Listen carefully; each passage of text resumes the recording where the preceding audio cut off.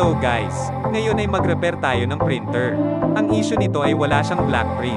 Sa pagkakataong ito ay tinanggal na natin ang cover ng printer. Para mabilisan lang tayo. Kaya panoorin nyo lang ito. Hanggang matapos at mag-subscribe sa ating channel. Salamat!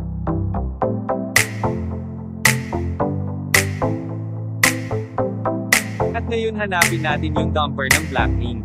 At bahagya natin itong alisin sa kanyang lalagyan. Mapapansin nyo na yung dumper ng black ink ay halos naubusan na ng ink.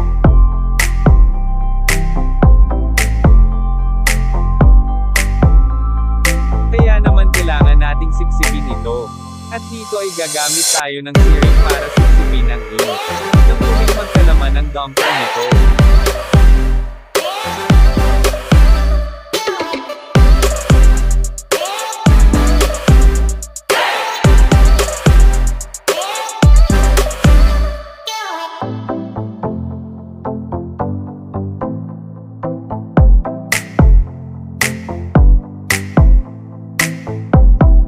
Pag nakita nating sapat na yung ink sa dumper niya ay ayos na ito.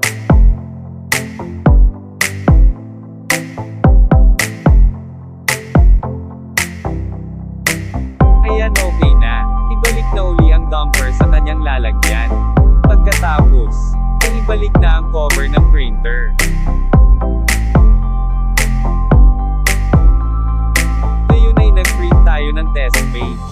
At ayan, okay na yung ating printer. May black print na ulit siya. Kaya kung nakatulong sa inyo ang tutorial natin, ay huwag kalimutan ang mag-subscribe sa ating channel. At pindutin ang bell icon, para lagi na kayong updated pag may mga bagong upload. Salamat!